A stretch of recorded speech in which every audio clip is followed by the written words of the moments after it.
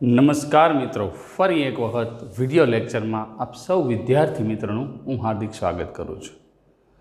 મિત્રો, પહેલું પ્રકરણ ગણ હવે પૂર્ણતાના આરે છે. થોડાક ક્વેશ્ચન બાકી રહ્યા છે મિસલેનિયસ એક્સરસાઇઝ એટલે કે પ્રકીર્ણ સ્વાધ્યાયના. એ પૂરા કરીએ તરત જ આપણે બીજું પ્રકરણ જે છે સંબંધ અને વિધેય એના ઉપર આગળ વધવાનું છે. પણ સૌથી પહેલાં તો આને પૂરો કરીએ. ગણની અંદર ઘણી બધી વાતો આપણે શીખ્યા છીએ મિત્રો, અને આજે એ વાતને આગળ વધારવાની છે. બરાબર છે કે છેલ્લે આપણે 7 ક્વેશ્ચન સુધી એક્સરસાઇઝ 1ની અંદર કમ્પ્લીટ કરેલું હતું. આજે 8મો પ્રશ્ન આપણે પહોંચ્યા છીએ મિત્રો.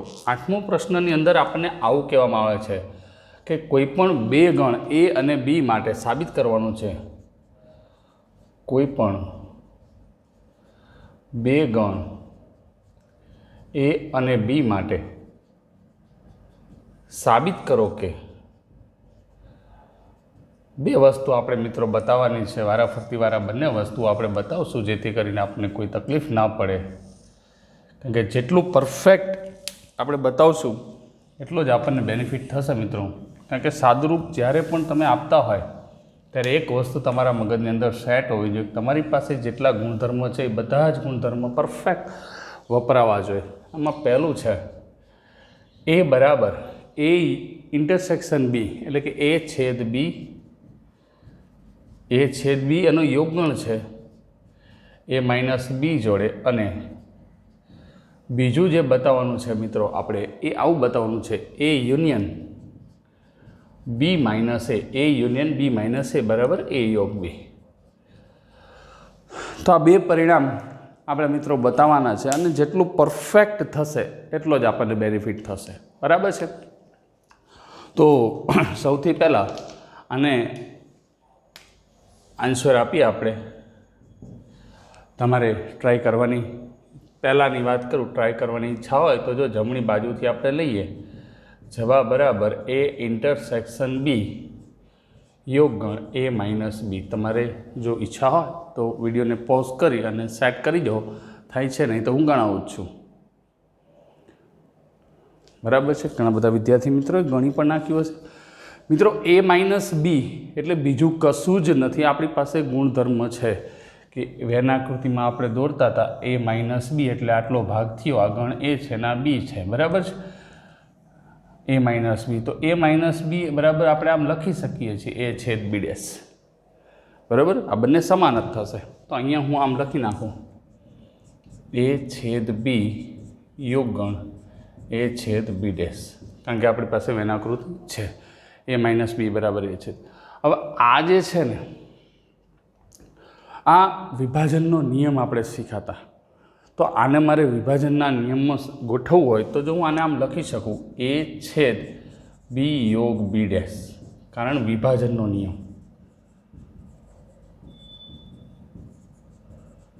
કેવી રીતે એ થશે તો આને છૂટું પાડો એ છેદ બી પછી યોગ એ છેદ બી ડેશ. બરાબર છે. અને બી અને બી ડેશનું યોગગણ, આ ગણ બી છે અને આખો બી ડેશ છે, એનો યોગગણ કરવું તો આપણને શું મળશે? સાર્વત્રિક ગણ યુ મળશે. તો એ છેદ સાર્વત્રિક ગણ યુ અને એનો આ ગણ એનો સાર્વત્રિક ગણ યુ સાથેનો છેદગણ એટલે એ પોતે મળશે. તો આ થઈ ગઈ આપણી ડાબી બાજુ. આવી રીતે કરીએ તો સાબિત. સરસ. હવે આવીને આવી રીતે એ જ રીતે બીજાની વાત કરીએ. બીજો તો એમાં આપણે ડાબી બાજુ લઈએ તો એ યોગ બી માઇનસ એ. તો બી માઇનસ એ એટલે મિત્રો આ ભાગ નહીં, આ ભાગ આવશે, આ બી માઇનસ એ. તો બી માઇનસ એ બરાબર તમે શું લખી શકો? તો કે લીગલી બી છેદ એ ડેશ લખાય. એ ડેશ એટલે આખો ભાગ અને બી સાથેનો છેદગણ. આ નામ લખી શકાશે એ યોગ બી છેદ એ ડેશ. વળી પાછો વિભાજનનો નિયમ વાપરીએ તો એ યોગ બી છેદ બહાર નીકળશે એ યોગ એ ડેશ. એ આ ગણ અને એ ડેશનું યોગગણ એટલે આખો સાર્વત્રિક ગણ યુ થશે. એ યોગ બી એનો છેદગણ સાર્વત્રિક ગણ યુ સાથે, અહીંયા વિભાજનનો નિયમ. બરાબર છે. તો એ યોગ બીનો સાર્વત્રિક ગણ યુ સાથેનો છેદગણ લેશું તો શું થશે? તો નાનો ગણ જ આવશે. તો એ યોગ બી બરાબર જમણી બાજુ. બરાબર છે. તો આ રીતે પ્રશ્ન ક્રમાંક 8નો આપણે સોલ્યુશન લઈ શકીએ છીએ અને સરળતાથી ઉકેલી શકીએ છીએ. હવે 9મો પ્રશ્ન, ગણના ગુણધર્મનો ઉપયોગ કરી સાબિત કરો કે. ગણના ગુણધર્મનો ઉપયોગ કરવાનો છે. ગણના ગુણધર્મોનો ઉપયોગ કરી બતાવીશું કે. આપણી પાસે મિત્રો અહીંયા પણ બે જ પ્રશ્નો આપણને આપ્યા છે. બંને પ્રશ્નોને વ્યવસ્થિત ઉકેલવાના છે. એ યોગ એ છેદ બી બરાબર એ પહેલો છે. એ યોગ એ છેદ બી બરાબર એ બે પ્રશ્ન છે મિત્રો, અને બંને પ્રશ્ન સરસ મજાના છે. એ છેદ એ યોગ બી બરાબર બીજો શું છે? એ છેદ એ યોગ બી બરાબર એ છેદ એ યોગ બી બરાબર એ. તો આને આપણે ઉકેલવાના છે. તો એમાં કોઈ ટેન્શન જેવું છે નહીં. પહેલું શું આપ્યું છે કે એ યોગ એ છેદ બી. તો આપણે પહેલાં વિભાજનનો નિયમ લખીએ. તો જો એ યોગ એ છેદ બી, આના ઉપરથી હું વિભાજનનો નિયમ લખું તો એ યોગ એ, પછી છેદ બહાર નીકળશે, એ યોગ બી, કારણ વિભાજન. બરાબર. એ યોગ એ એટલે ગણ એ પોતે થશે, એનો છેદ ગણ એ યોગ બી સાથે. આ તો મેં તમને શીખવાડેલો છે. એ છેદ એ યોગ બી એટલે આખો ભાગ, આ એ અને બી આખો ભાગ. બરાબર. એનો એ સાથેનો છેદ ગણ એટલે કેટલો વધશે? ખાલી એ જ વધશે. બરાબર એ. આ સાબિત થઈ ગયું. બીજું જે છે મિત્રો કંઈક આવી રીતે આપણને આપ્યું છે. એ છેદ એ યોગ બી. બરાબર. એવું નાનું સાદુરૂપ છે એટલે ડાબી બાજુ જમણી બાજુ એવું લખતો નથી. તમારે લખવું હોય તેમાં કોઈ શંકા નથી. એ છેદ એ યોગ બી, તો આને આમ લખી શકાશે. એ છેદ એ યોગ એ છેદ બી. એ છેદ એ એટલે પાછો એ થશે, એનો યોગ ગણ એ છેદ બી સાથે થશે. તો જો આ નાનો ગણ થયો, છેદ ગણ એટલે શું થયું? આટલો ભાગ થયો. એનો એ સાથેનો યોગ ગણ એટલે આખો ગણ આવશે, તો પાછું એ થઈ જશે. તો આ રીતે આ પ્રશ્નોનું આપણે સાદુરૂપ આપી શકીએ છીએ અને બરાબર સમજી પણ શકીએ છીએ. સમજાય છે ને મિત્રો? એના પછી આપણે ક્વેશ્ચન નંબર 10 પહોંચ્યા છીએ. Question number 10.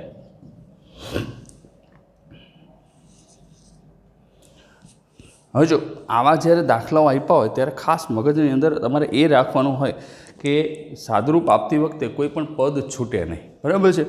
10મા પ્રશ્નની અંદર સાબિત કરો કે એ છેદ બી બરાબર એ છેદ સી, અને એના પરથી બી બરાબર સી કહી શકાય.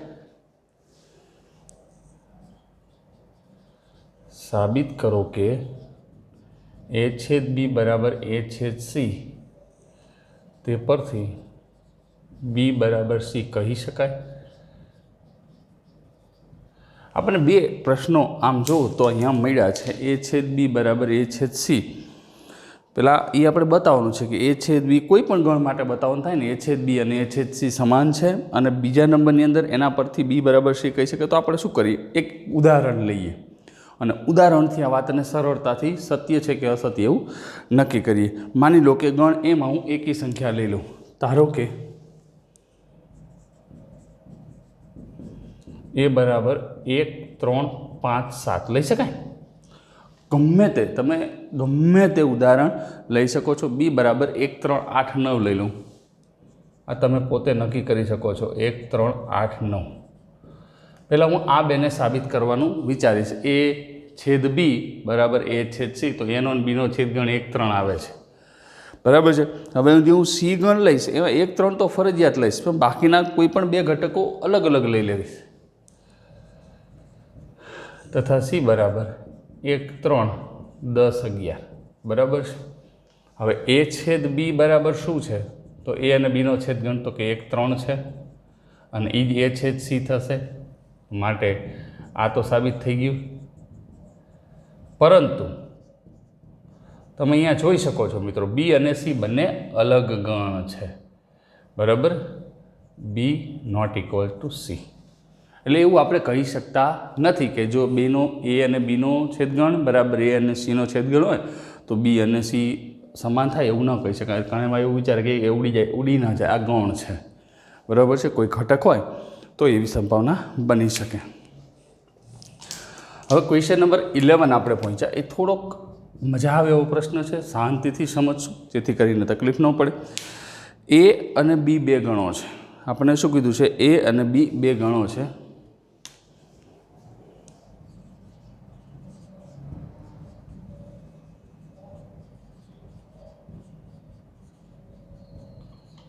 બરાબર, થોડોક અટપટીઓ પ્રશ્ન છે પણ મજા આવે એવો છે.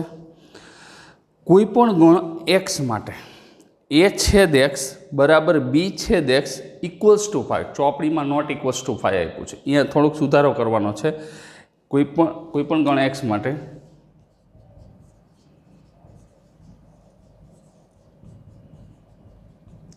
એ છેદ એક્સ બરાબર બી છેદ એક્સ ઇક્વલ્સ ટુ 5. આપણી ટેક્સ્ટબુકમાં છે ને નોટ ઇક્વલ્સ ટુ 5 આપ્યું છે. એ તમે છે ને પછી નોટ ઇક્વલ્સ ટુ કરજો. પહેલાં હું આને સાબિત કરી દઉં છું, બરાબર? એટલે તમને ખ્યાલ આવે ક્યાંય કેવી મિસ્ટેક ટેક્સ્ટબુકમાં પ્રિન્ટિંગ મિસ્ટેક છે. અને એ યોગ એક્સ બરાબર બી યોગ એક્સ આપ્યું છે તથા એ યોગ એક્સ બરાબર બી યોગ એક્સ. આટલી બધી માહિતી આપણને ક્વેશ્ચનમાં જ આપેલી છે અને તમામ માહિતીઓને આપણે સમજી વિચારી અને એ બરાબર બી આવું સાબિત કરવાનું છે. બતાવીશું કે એ બરાબર બી બરાબર છે. પણ અહીંયા ચોપડીની અંદર એક હિન્ટ આપી છે. પરીક્ષામાં આ હિન્ટ નહીં આપે. ચોપડીમાં શું આપ્યું છે કે એ બરાબર તમે લોકો શું લઈ શકો છો. આપણે ટેક્સ્ટબુકની અંદર ક્લિયર આપેલું છે કે એ છેદ એ યોગ એક્સ, એ છેદ એ યોગ એક્સ, એ બરાબર તમે આવું લો અને આ બધાને સાબિત કરો. અને બી બરાબર બી છેદ બી યોગ એક્સ આવું લઈ અને વિભાજનના નિયમનો ઉપયોગ કરી આને સાબિત કરવાની વાત આપણને કરેલી છે. મિત્રો, તો કેવી રીતે આને સાબિત કરશું? તો પ્રથમ મારે બતાવવાનું છે, મારો ટાર્ગેટ ફિક્સ છે. શું બતાવવાનું છે? એ બરાબર બી. અને ઓલો ઉપયોગ જો તમને બીજી કોઈ મેથડથી આવડતું હોય તો તમે સરળતાથી આને સેટ કરી શકો છો. અને બીજી કોઈ મેથડ ના હોય તો તમે અહીંયા વિભાજનનો નિયમ વાપરીને પણ આને ઉકેલી શકો છો. એમાં કોઈ ટેન્શન છે નહીં. તો પહેલાં તો અહીંયા જે વસ્તુ આપણને આપી છે એ યોગ એક્સ બરાબર બી યોગ એક્સ કોઈ પણ ગણ એક્સ માટે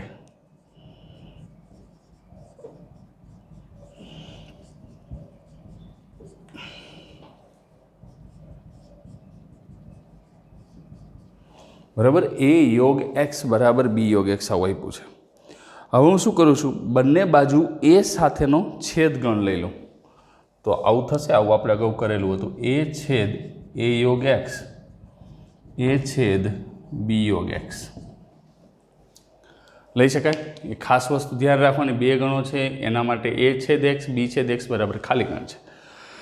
તો અહીંયા આપણે એ બરાબર બી બતાવવાનું છે મિત્રો. તો સૌથી પહેલાં એ છેદ મેં બંને એ યોગ એક્સ બરાબર બી યોગ એક્સ છે મારી પાસે, બરાબર. પછી મેં શું કર્યું? બે બાજુ એ વડે છેદ ગણ લીધો. હવે એ વડે છેદ ગણ લીધું તો હું અહીંયા ડિસ્ટ્રીબ્યુટિવ લો એટલે કે વિભાજનનો નિયમ હું અહીંયા વાપરી શકું. એ છેદ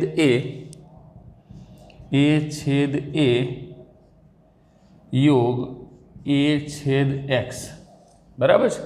લખી શકાય ને? એ છેદ એ યોગ એ છેદ એક્સ. અને અહીંયા તો કે એ છેદ બી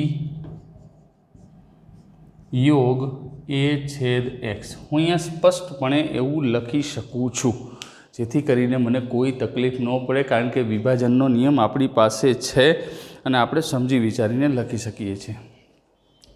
હવે આ એ છેદ એક્સ બરાબર તો શું છે? ખાલી ગણ છે. તો એ છેદ એ બરાબર અહીંયા એ થશે એ યોગ 5 કારણ કે રકમમાં આપેલું છે બરાબર એ છેદ બી બરાબર છે. એ છેદ બી યોગણ એ છેદ એક્સ બરાબર પાછું ખાલી ગણ છે. તો અહીંયા આપણી પાસે કારણ કે પક્ષની અંદર જ આપેલું છે. જો એ નોટ ઇક્વલ્સ ટુ 5 હોય તો પ્રોબ્લેમ થાય.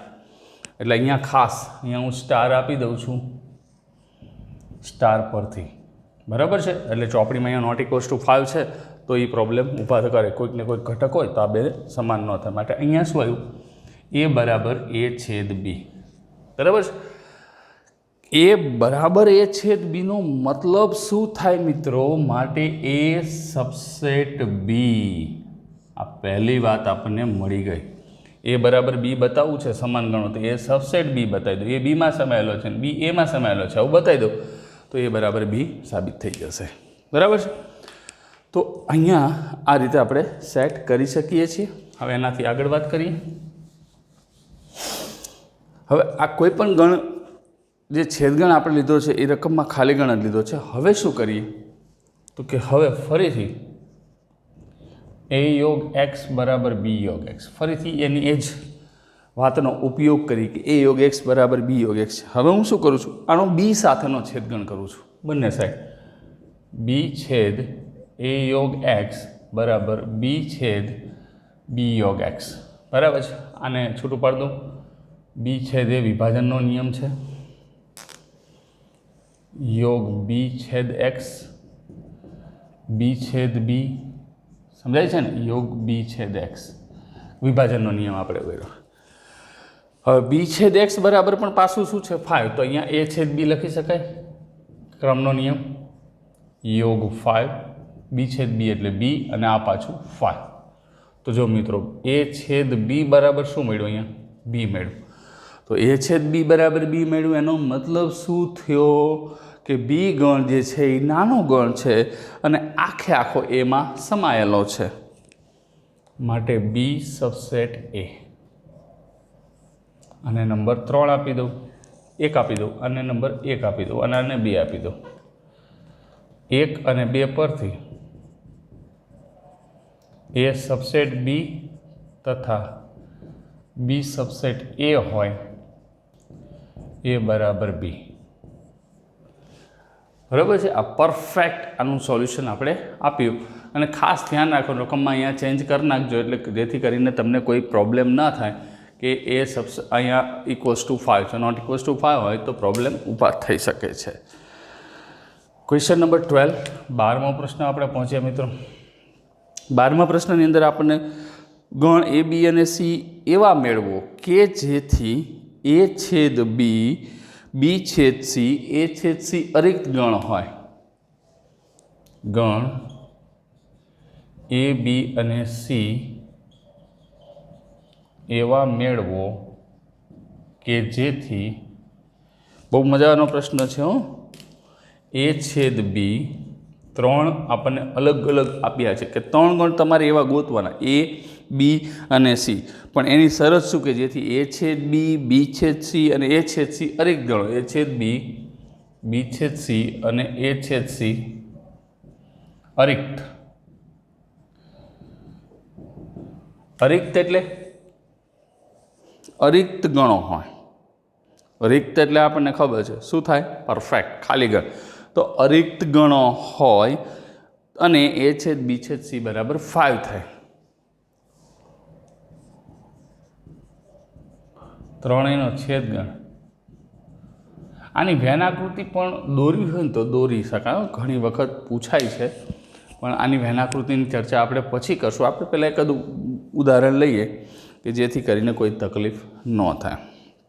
કોઈ પણ ઉદાહરણ તમે લઈ શકો છો આ વાતનું સમર્થન આપતા હોય એવા. તો લઈ લઉં, ધારો કે એ બરાબર ગમે તે લઈ લ્યો ને, 1 2 3, બરાબર. પછી આપણે હરવે સેટ કરતું જવાનું, પ્રશ્નને મગજની અંદર રાખવાનો કે ભાઈ એ બરાબર 1 2 3 લીધા છે, એ છેદ બી ખાલી ગણ હોવો જોઈએ નહીં, એ અને બી બંને ખાલી હોવા જોઈએ નહીં. તો બી બરાબર એક ઘટક તો લેવો પડશે, તો 2 લઈ લો, 2 3 5. તો જો એ છેદ બી ખાલી નથી, બરાબર. હવે સી એવો ગણ લઈશ કે જેથી બી અને સીનો, એ અને સીનો છેદગણ ખાલી ગણ ન થવો જોઈએ. તો સી બરાબર 1 6 7 8 આવું આપણે લઈ શકીએ. સી બરાબર 1 6 7 8. અહીંયા બી અને સીનો છેદગણ ખાલી થાય છે. જો એટલે બીમાં આપણે થોડો ઘણો ફેરફાર કરીએ કે ભાઈ આપણે સ્પષ્ટ કીધું છે કે અહીંયા અરિક્ત ગણો હોવા જોઈએ, બી છેદ સી બરાબર. તો અહીંયા 1 5 લઈ લઉં, બરાબર. હવે થઈ જશે. તો જો એ છેદ બી, એ અને બીનો છેદગણ લઈ લઉં તો શું આવશે, 2 અને 3, 2 3 નોટ ઇક્વલ્સ ટુ 5. એ છેદ બી અરિક્ત ગણ છે. બી છેદ સીનો છેદગણ લઈ લઉં, બી અને સીનો છેદગણ, તો 5 એક જ મળે છે, નોટ ઇક્વલ્સ ટુ 5. એ અને સીનો છેદગણ લઈ લઉં, એ અને સીનો છેદગણ એકાકી ગણ 1 મળે છે, નોટ ઇક્વલ્સ ટુ 5. માટે ઉપરોક્ત ગણો માટે એ છેદ બી, બી છેદ સી, એ છેદ સી અરિક્ત ખાલી ન હોય એવા છે પરંતુ તમે જો એ બી અને સી ત્રણેયનો છેદ ગણ કરો તો એમાં 1 2 3 ઘટક, આમાં 2 છે આમાં નથી, આમાં 3 છે આમાં નથી, એટલે નથી, 3 3 ઘટકો ખાલી ગણ થયા. તો આ મિત્રો આનું એવું સ્પષ્ટ ઉદાહરણ થઈ ગયું. ઉદાહરણ આપી દો એટલે આપણું કામ મોટા ભાગે પરિપૂર્ણ થઈ જાય, કોઈ ટેન્શન જેવું નથી. તો આનો પહેલાં સ્ક્રીનશોટ લઈ લ્યો, પછી આગળ વાત કરીએ.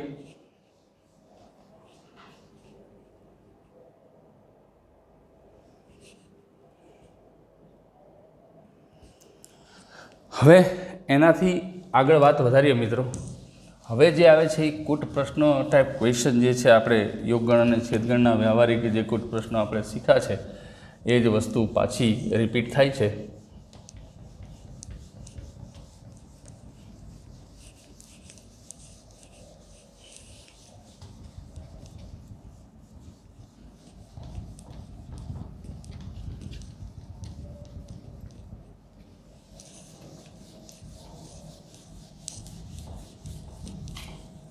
જો હવે એને કેવી રીતે આપણે ઉકેલશું શાંતિથી સમજીએ.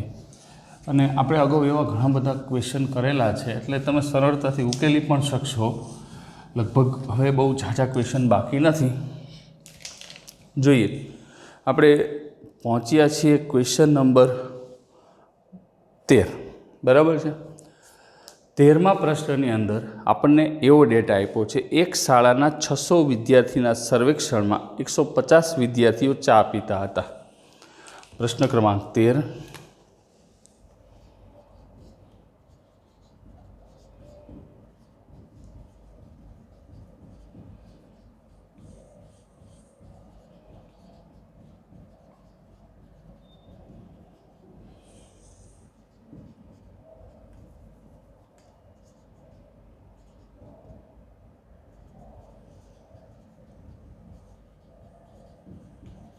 શાળાના કુલ 600 વિદ્યાર્થીઓનો સર્વે કરવામાં આવે છે. એમાં 150 વિદ્યાર્થીઓ ચા પીતા હતા. ધારો કે ટી બરાબર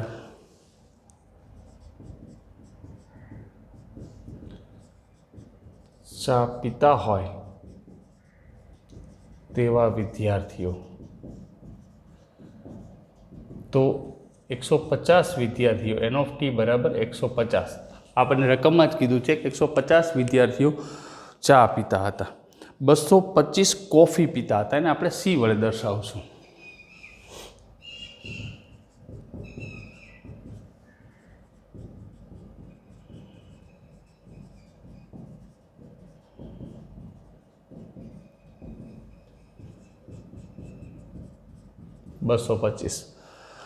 હવે અહીંયા આ માહિતીને આપણે એવી રીતે તો સેટ કરવાની છે મિત્રો કે જેથી કરીને આપણને વેનાકૃતિની મદદથી અથવા તો એમનામ સૂત્રની મદદથી સરળતાથી આપણને જવાબ મળી જાય.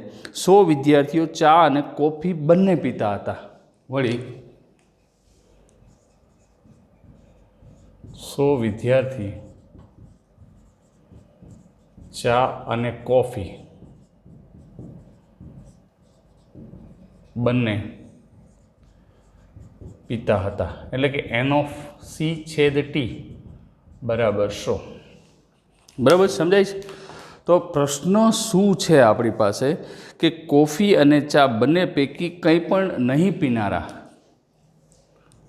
પ્રશ્ન સામે રાખવો પડે મિત્રો, કારણ કે લાંબા લાંબા પ્રશ્ન હોય, એક ભૂલ થાય તો થોડોક પ્રોબ્લેમ થાય, એટલે પ્રશ્નને સામે જ રાખ્યો છે. કોફી અને ચા બંને નહીં પીનારા, એટલે કે કોફી એ નથી પીતા અને ચાય નથી પીતા એવા વિદ્યાર્થીઓની સંખ્યા આપણે ગોતવાની છે. અહીંયા બીજી કોઈ એવી માહિતી આપણી પાસે ટેક્સ્ટ બુકમાં છે નહીં. તો હવે set of student taking T અને કોફી, ચા અને કોફી આપણે પીવડાવી દીધી. હવે એનો જે ડેટા છે એના ઉપરથી અહીંયા એક વસ્તુ તો ફાઇનલ છે કે કુલ શાળામાં 600 વિદ્યાર્થીઓ છે, એટલે એનો ફ્યુ બરાબર 600. બરાબર છે? ટોટલ વિદ્યાર્થીઓ 600 છે, એમાં 600માંથી 150 વિદ્યાર્થીઓ ચા પીવે છે, 225 કોફી પીવે છે અને 100 વિદ્યાર્થીઓ એવા છે કે જે ચા અને કોફી બંને ને પસંદ કરે છે. તો આપણી પાસે પ્રથમ સૂત્ર બનશે n of c યોગ t, n of c plus n of t minus n of c છેદ t. તો વારાફરતી વારા કિંમતો મૂકી દઉં. n of c એટલે 225, આ 150 અને આ 100. તો 225માં 50 ઉમેરો એટલે 275. તો આ ટોટલ વિદ્યાર્થીઓ આપણને મળ્યા કે ચા અથવા કોફી બંને પીતા હોય એવા. આપણને પ્રશ્ન શું કીધું છે? કંઈ પણ ન પીતા હોય, જો કોફી અને ચા બંને નહીં પીનારા. આ કઈ સંખ્યા આવી? કાં તો એ ચા પીવે છે ને કાં તો કોફી પીવે અથવા તો બંને પીવે છે. તો આને વેન આકૃતિની મદદથી પછી જોઈએ. હવે કોફી અને ચા પૈકી એક પણ પીણું ન પીનાર વિદ્યાર્થીઓની સંખ્યા બરાબર n of c યોગ t એનો પૂરક ગણ. તો આ તો સિમ્પલ થઈ ગયું, n of u minus n of c યોગ t. કારણ કે n of a ડેશ હોય છે તો આપણે શું કરીએ છીએ? n of u minus n of a. n of u total આપણને 600 આપ્યા છે, માઇનસ આ 275 આપણને મળ્યા. 300 એટલે 325 વિદ્યાર્થીઓ એવા છે કે જે એક પણ પીણું પીતા નથી, નાઇધર ટી નોર કોફી. ખ્યાલ આવે છે મિત્રો? હવે આપણી પાસે લગભગ હું માનું ત્યાં સુધી 1 કે 2 પ્રશ્ન બાકી છે અને તમે સરળતાથી ઉકેલી શકો છો. 14, 15 અને 16. બરાબર છે. 14માં શું છે? વિદ્યાર્થીના એક જૂથમાં 100 વિદ્યાર્થીઓ હિન્દી જાણે છે. 14મો ક્વેશ્ચન.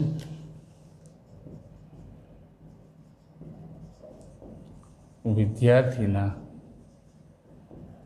એક જૂથમાં 100 વિદ્યાર્થી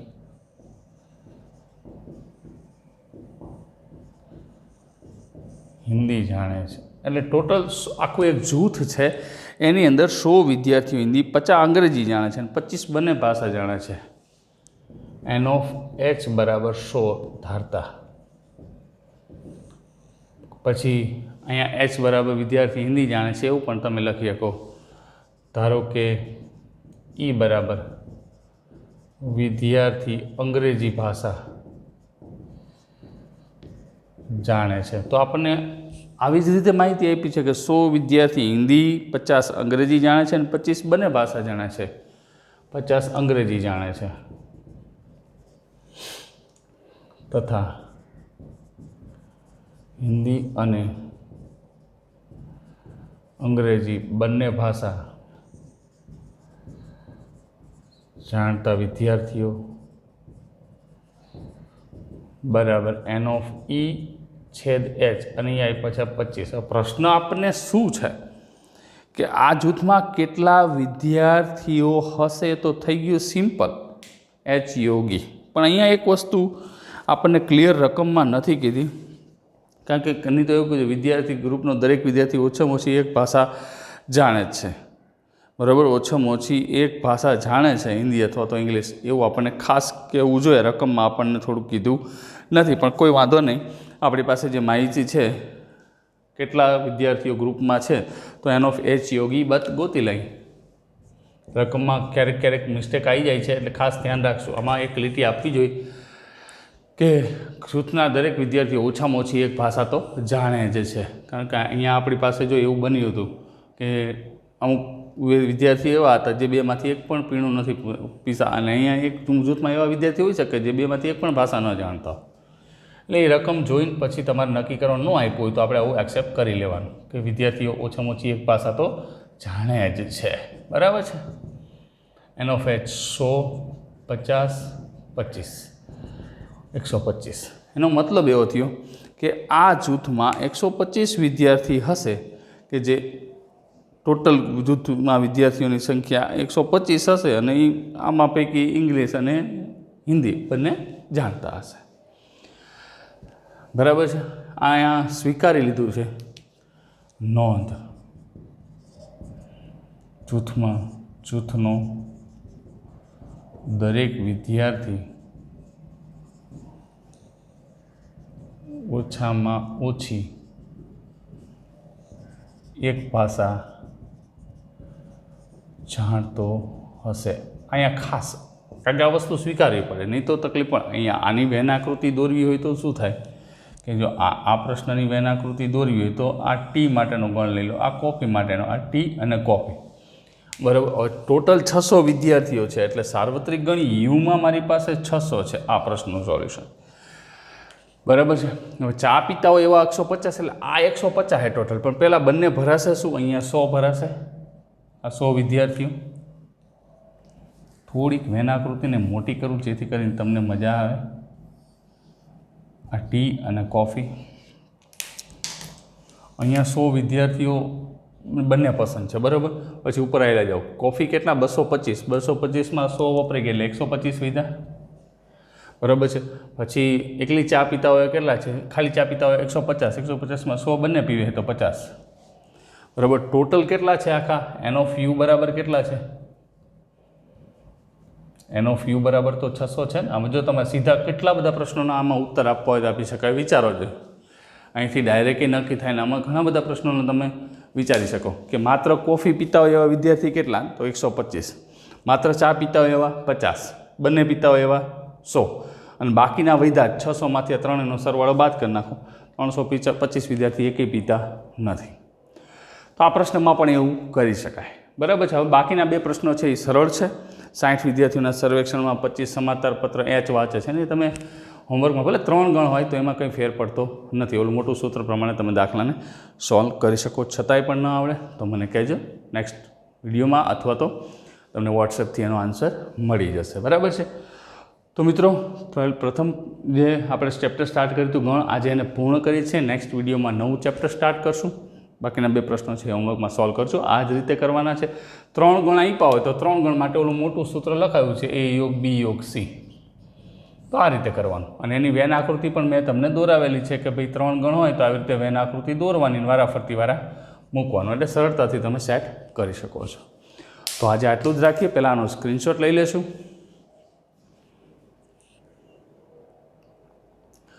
ઓકે ફ્રેન્ડ્સ, તો આ પ્રકરણ કમ્પ્લીટ, ગમે ત્યારે આની એક્ઝામ એરેન્જ કરીએ ત્યારે તમને જાણ કરશું। નેક્સ્ટ વિડીયોમાં નવું ચેપ્ટર સ્ટાર્ટ કરશું, એનું થોડુંક આગળનું વાંચી નાખશું અને આગળના ઉદાહરણ પણ કરી નાખશું। Stay home, stay safe, have a nice day friends.